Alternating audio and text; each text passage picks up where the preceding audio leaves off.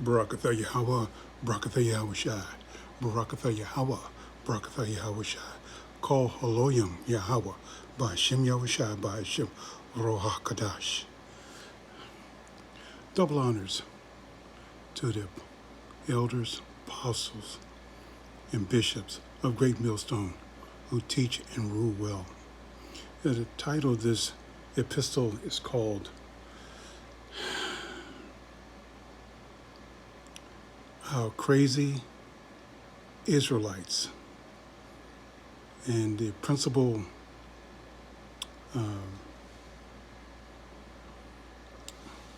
precept that I have for that is I'll start off with Jeremiah 4:22. For my people is foolish, they have not known me. They are sottish children, and they have none understanding. They are wise to do evil, but they do good that have no knowledge. Let me repeat that again. Jeremiah 4:22. For my people is foolish, they have not known me. They are sottish children, and they have none understanding. They are wise to do evil, but to do good they have no knowledge. And as I look back and look at all the things that I've seen on social media, there's one particular, I guess he's in his 50s now. He's internationally known, a Hall of Famer, I guess. You go into another country and you go ahead and desecrate or you disrespect their way of doing things by attacking or pulling a prank, which is common these days in foreign lands. And he quickly got vanquished by several guards. And the thing about it that really, okay, you're from Newark, New Jersey. You know the apostles, you know the priests and elders out on the highways and byways. You're not listening to them, so that you rely on your riches and your fame, which is basically temporal. That you go out and desecrate an established government. They could have killed you. They could have done all these things. But what I heard that what got you out of that mess was that you called a particular person who is a minister of sports, and you called out his name, and he bailed you out. You didn't think to call on Yahawa, Yahawashi, did you? First of all this clownish act that you've been doing over the last 40, 50 years that I've been seeing you parade up and down. You always like to do all kind of things for a laugh, all these pranks and things like that. That's just got to stop. And the more you keep doing that, you keep poking a bear, you're going to get bit this time beyond recognition. Just like what happened with another 6'10" athlete that went over Russia, not knowing the laws. And you go with that behavior of arrogance and pride that nobody can touch you. I can go over there and make your ruples. And you got jail for about 9 months. So there's another young lady from Texas who went over to another country and not knowing the laws of how they do things, you went out against the law and it got you locked up. And I'm quite sure they're going to probably throw away the key with you just to make sure that you, to all the other sottish Israelites out there that don't go about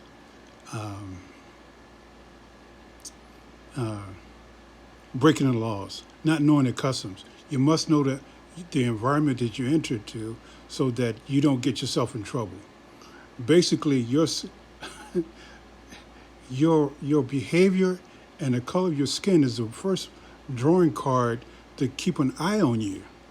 So the moment you open up your mouth or do something crazy by snatching a weapon out of someone's hand, that's going to get you in big trouble. There have been movies out since 1972 that I can remember that if you smoke weed, they're going to throw you into jail because they don't allow that. And because you didn't know the laws, no consulate, U.S. consulate or ambassador can escape you that unless they got some type of known terrorist that the U.S. is holding. And you know how that sometimes the United States government operates. They don't deal with terrorists, so that because you have of no magnitude of being a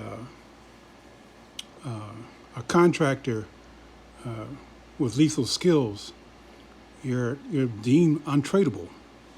Okay, the second. Oh man, I'd like to go into Proverbs 12 and 1.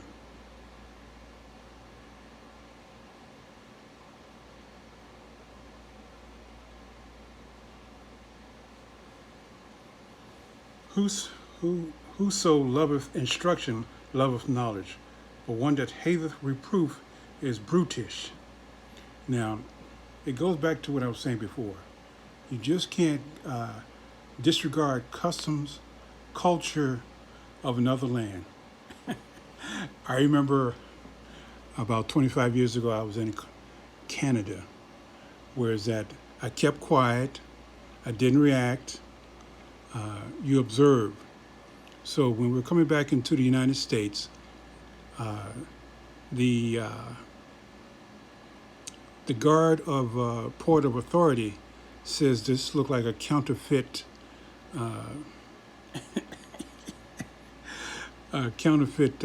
birth certificate. She went ape shit for about 5 or 10 minutes, and all I could do was just stand away, and she acted like a complete asshole, and they could have detained her because of her behavior. But because they just wanted to flip the switch on her, and because they know that how Americans are, especially the Aquath, basically loudmouth, do a lot of cussing, and that's what they want to see you do. So the next time that you come into that country again, you got another chance to act out like that again. I just moved to the side and kept my mouth closed because I was cleared to go back into the United States. So it just goes to show you that you just got to keep your mouth shut and don't react every time someone says, you're Americans with your money. I think this is not you got another proof of certificate, of birth certificate. You got an ID card. So when they ask you, basically saying, there are your papers, please produce them, because that can get you to the next passage. Remember, Israelites, when you go out your door, you're basically going behind enemy lines at all times, and make sure that you have proof of ID and maybe 2 or 3 forms of it, so that you won't be detained because of you act out in public, or you were short in having your credentials. So I got one more.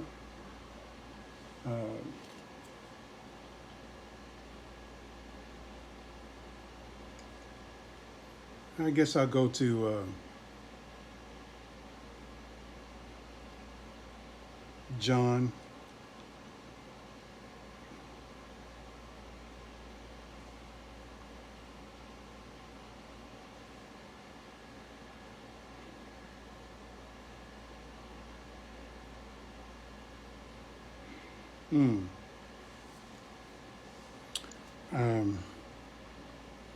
John 8, chapter 8, verse 32.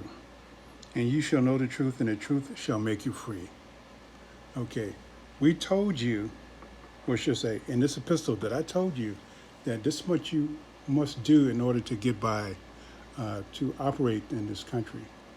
First of all, why don't you come by your local corner in the highways and byways, and we can talk to you about the cheat code on how to survive in the last days and times. And I think they're basically here. So in that, I'd like to say, call Haloyam, Yahawa, Ba'Shem Yahawashi, Ba'Shem Ruach HaKodesh. Shalom.